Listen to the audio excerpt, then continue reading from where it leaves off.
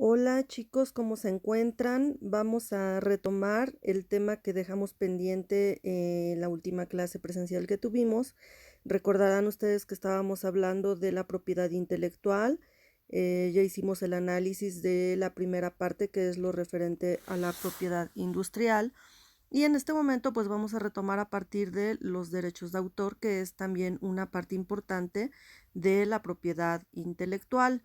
El marco jurídico de los derechos de autor lo encontramos principalmente en la Ley Federal del Derecho de Autor y estos dos instrumentos internacionales súper importantes que son el Convenio de Berna y el Tratado OMPI sobre el Derecho de Autor.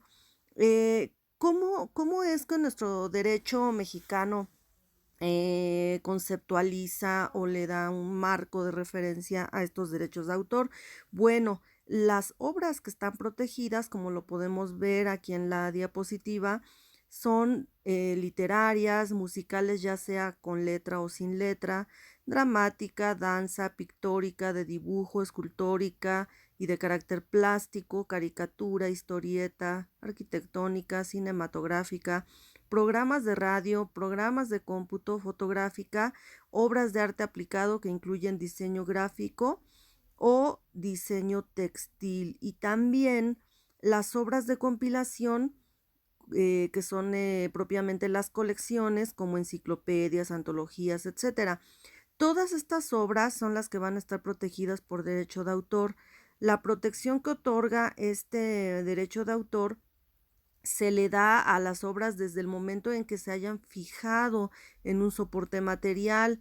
Es por eso que en la clase pasada hablábamos de que la protección comenzará entonces desde que esta obra se plasma en un medio material, eh, y que será un derecho que se origine justamente por esa creación, y el derecho lo tiene respaldado con el reconocimiento de la autoría, es decir, de su creador, de la persona que lo haya creado. La protección entonces que otorga la ley se da desde ese momento del mérito de destino, perdón, o modo de expresión. El reconocimiento de los derechos de autor y de los derechos conexos no requieren registro ni documento ni queda subordinado al cumplimiento de formalidad alguna. Esto es, una vez que se registra y se le reconoce al autor a través del registro que lleva a cabo el Instituto Nacional de los Derechos del Autor, entonces lo que tenemos es un reconocimiento. Recuerden que el derecho de autor no es constitutivo, sino declarativo. Esto es el reconocimiento, como les mencionaba hace un momento, de la creación, de la autoría, y que está respaldada por el derecho como una forma de propiedad. Entonces, en el caso del derecho de autor, el objeto es una forma de expresión de las ideas, y esto será en tanto que la idea no tenga expresión material, pues la obra no existe. El derecho de autor, como derecho moral, se entiende como un vínculo estrecho que existe entre el autor y su obra, y es por eso que hay que respetar esa relación espiritual que tiene que ver con el nombre del autor, su fama, su crédito, el señorío que le asiste por la creación. Desde ese punto de vista lo vamos a entender como un derecho moral. El derecho de autor como derecho patrimonial es el que va a tener el autor de recibir un beneficio económico, una remuneración, cuando para el público y con fines de lucro se reproduce su obra por cualquier medio. Entonces, los derechos de autor se encuentran dentro de los derechos patrimoniales, y estos derechos patrimoniales implican la reproducción, la comunicación pública, la distribución y el derecho de transformación, de modificar esa obra que haya sido creada por la persona. De acuerdo con nuestra legislación, el derecho de autor tiene una vigencia que tiene que ver con la vida del autor y 100 años más después de su muerte. Esto lo establece el artículo 29 de la Ley Federal del Derecho de Autor. Detrás de un producto en muchas ocasiones hay derechos de autor. Tenemos, por ejemplo, aquí unos casos, ¿no? Como el de Harry Potter, que está basado, como ustedes saben, en un libro, es una película que se basa en un libro. Entonces, detrás de la película tenemos los derechos de autor, evidentemente de la persona que escribió esa obra, pero no es la única, sino que hay otros muchos derechos que van a estar relacionados con ello y que, volvemos al punto, serán respaldados jurídicamente por el derecho, por la ley. La figura del secreto también está muy relacionada con lo que estamos comentando, tanto en los derechos de autor como de la propiedad industrial.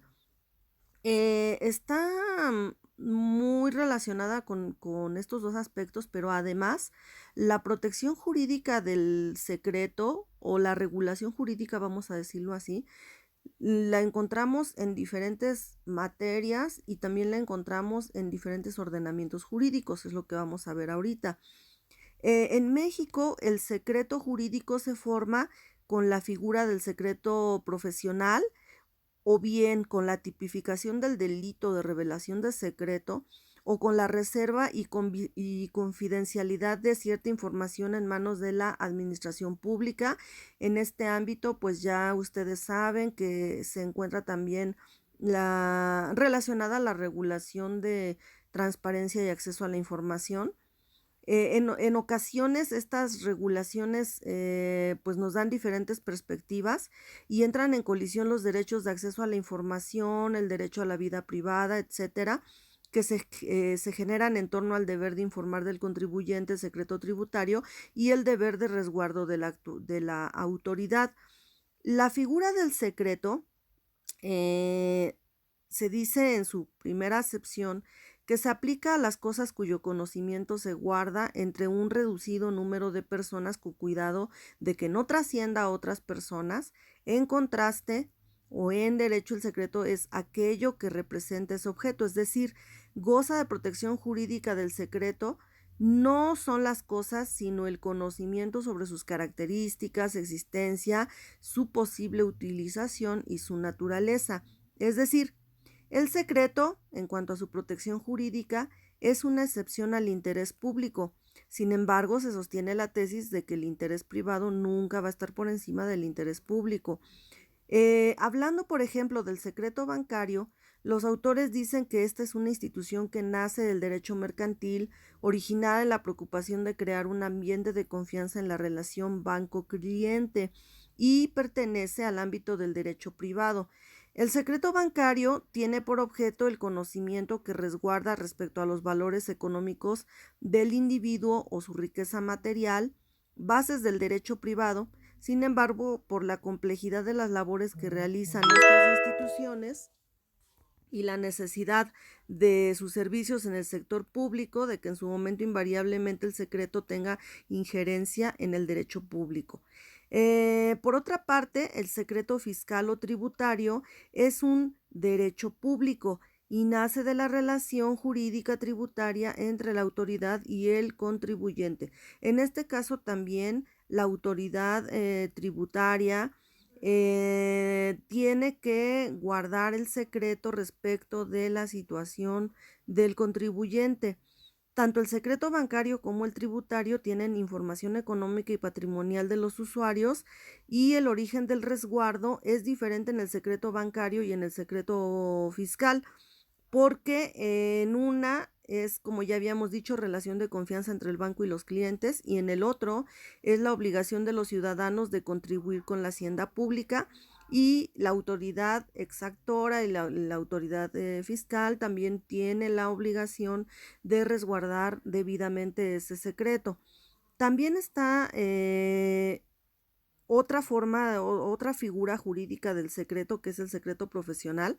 Este también es de la esfera privada, es referente a la relación que se establece entre un profesional por prestar sus servicios y el cliente. Aquí tenemos un ejemplo, ¿no? Que sería la relación con el notario, el médico con su cliente o con su paciente, funcionario, usuario, por ejemplo, en el caso de los servidores públicos del IMSS, los servidores públicos del INPI, los servidores públicos, qué sé yo, de las diferentes instancias gubernamentales que están obligados a guardar el secreto de, pues, aquella información que por razón de la función que llevan a cabo, tienen acceso y que debe ser protegida, evidentemente. Esta información es personal y le pertenece a la persona en cuya relación se encuentren. Y la parte que a nosotros nos interesa, que es justo la del secreto industrial. En el caso de los secretos industriales, estos forman parte de la protección que se le da también a las invenciones. Y tenemos aquí algunos ejemplos, ¿no? La fórmula secreta de Kentucky, el proceso de manufactura de algún cierto material, por ejemplo, en el caso de los alimentos, estudios comerciales y de mercado, bases de datos, clientes listas de clientes, listas de precios, listas de proveedores. Todo ello puede formar parte del secreto industrial. ¿Qué es entonces? ¿Cómo se caracteriza este secreto industrial? Bueno, pues es información de aplicación industrial o comercial de carácter confidencial que represente obtener o mantener una ventaja competitiva o una ventaja económica frente a terceros, medios o sistemas suficientes para preservar su confidencialidad. Esto de acuerdo con los artículos 82 y 83 de la Ley de Propiedad Industrial. El secreto industrial tiene un acceso restringido, debe constar en soporte material, por ejemplo, documentos, medios electrónicos o magnéticos, discos, microfilmes, etcétera. También de acuerdo con los artículos 82 y 83 de la Ley de Propiedad Industrial. El secreto industrial, bueno, ya habíamos mencionado algunos ejemplos. La formulación de compuestos químicos, procesos de manufactura, procesos de tratamiento, conservación de materiales, estudios comerciales de mercado, los que comentábamos hace un momento. Respecto de la información que se genere o se reciba, encontramos, por ejemplo, el control de ingreso a ciertas áreas que de hecho en algunas industrias están resguardadas, claves y contraseñas para computadoras, también para resguardar la información que en ellas se encuentra, bóvedas de seguridad, encriptamiento o codificación de la información, medios o sistemas suficientes para preservar esa confidencialidad, como son la parcialización de la información y por supuesto las famosas cláusulas de confidencialidad, que también sirven para manifestar que se tomaron ciertas medidas para su protección. En el caso de las cláusulas de confidencialidad, bueno, esto proviene de una necesidad de protección tanto interna como externa. Estamos hablando obviamente de los empleados, asesores, consultores, negociadores, proveedores, franquiciatarios, traductores, etcétera. Todas estas personas que van a tener acceso a información privilegiada y que por tanto estarán obligadas a no divulgar esa información, mucho menos a ponerla en manos de terceros que pudieran poner en peligro el uso de esa información y que represente una ventaja o en este caso la revelación una desventaja para la industria. Entonces estas cláusulas de confidencialidad provienen de la necesidad de proteger interna o externamente la información de la empresa y se pone especial atención en concursos, certámenes, bases para apoyos económicos, etcétera. Las cláusulas de confidencialidad implican la prohibición de duplicar, revelar, fotocopiar, comentar, mandar, enviar, fotografiar documentos importantes sin tener la autorización de mérito.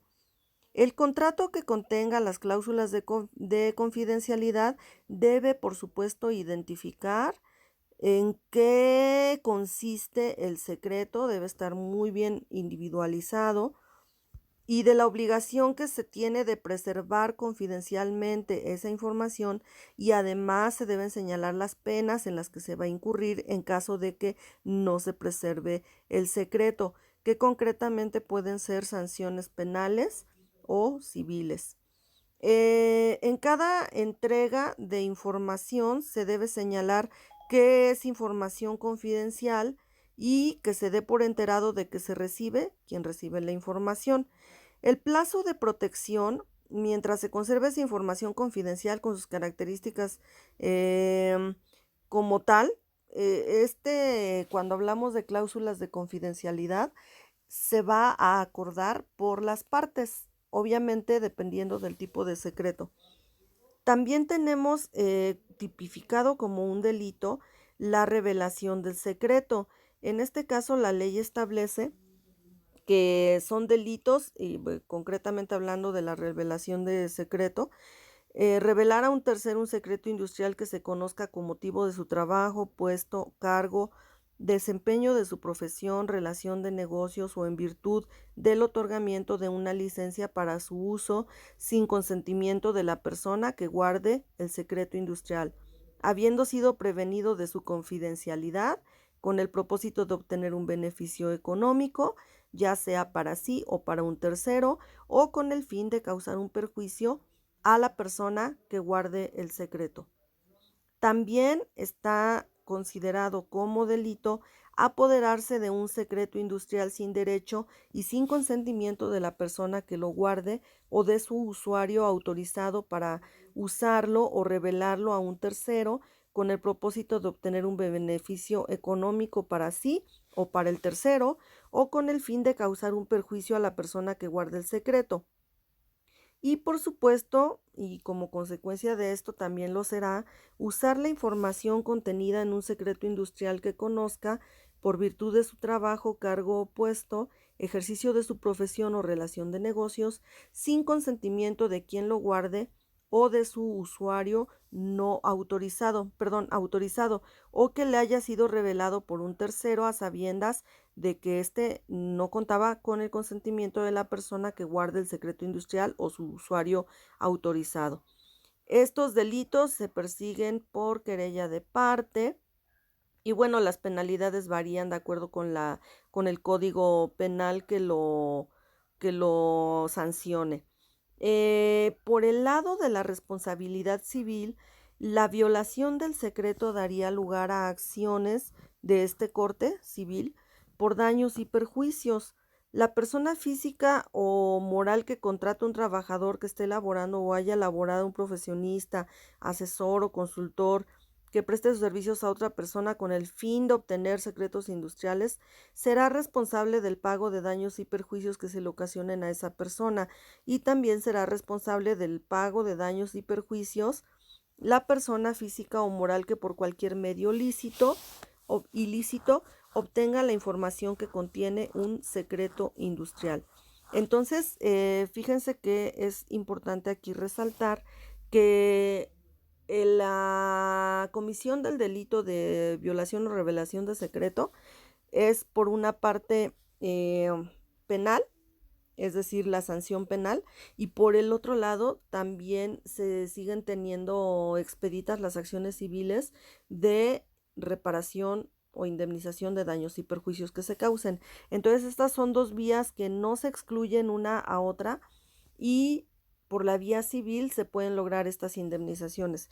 Independientemente del ejercicio de la acción penal, el perjudicado puede demandar del o de los autores la reparación y el pago de daños y perjuicios sufridos con motivo de estos delitos. La reparación del daño material o la indemnización de daños y perjuicios por la violación de los derechos que confiere la ley no será menor al 40% del precio de venta al público. Ahí ya tenemos una referencia del monto de las indemnizaciones. Lo que se sanciona cuando se viola o se revela el secreto industrial es justamente la divulgación o revelación, utilización y aprovechamiento ilegal de ese secreto. Claro que si pertenece al dominio público, no se puede hacer nada porque, como su nombre lo dice, ya es de dominio público, ya no hay una afectación. Pero cuando está protegido y existen este tipo de cláusulas de confidencialidad, evidentemente el revelarlo puede hacer que la persona incurra en una responsabilidad y que por tanto pues se le puedan demandar estas indemnizaciones. Entonces, la protección del secreto industrial en cuanto a tiempo es variable, lo mencionábamos hace un momento, es menos onerosa, no tiene necesidad de trámite alguno, da una protección extraterritorial y hay mayor flexibilidad en el objeto de la protección. En cuanto a la patente, esto sería pues comparando ambas figuras, su protección es de 20 años, es más costosa, el trámite es más complejo, la protección solo es nacional, no extraterritorial, y solamente en desarrollos tecnológicos. Bueno, vienen aquí algunas cuestiones legales que les voy a pedir que lean estos artículos en pues sus diferentes ámbitos, ¿no? Administrativo, laboral, administración pública en cuanto a los servidores públicos, delitos, y esa es la parte importante del secreto industrial y la protección legal que tiene en nuestro país. Muy bien, pues con esto estaríamos prácticamente cerrando lo que tiene que ver con la propiedad intelectual en su parte de derechos de autor y el secreto industrial. Estos son temas que, bueno, ya habíamos estado comentando, es únicamente el cierre, la parte final. En la plataforma les voy a poner un documento en esta parte de los materiales. Bueno, entran a donde están los temas y en esta unidad de propiedad intelectual les voy a poner un documento con un caso práctico que ustedes tendrán que resolver. Esto va a estar en la plataforma. Les voy a pedir que se remitan a la plataforma y descarguen el documento con las indicaciones para la actividad que vamos a realizar para cerrar esta parte del secreto industrial. Les agradezco mucho su atención y que tengan muy bonita tarde.